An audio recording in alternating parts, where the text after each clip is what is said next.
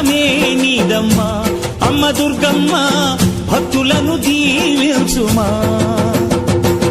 అమ్మా భవాని లోకాలనే ఓంకార రూపమమ్మా తల్లిని మహిమల్ని చూపవమ్మా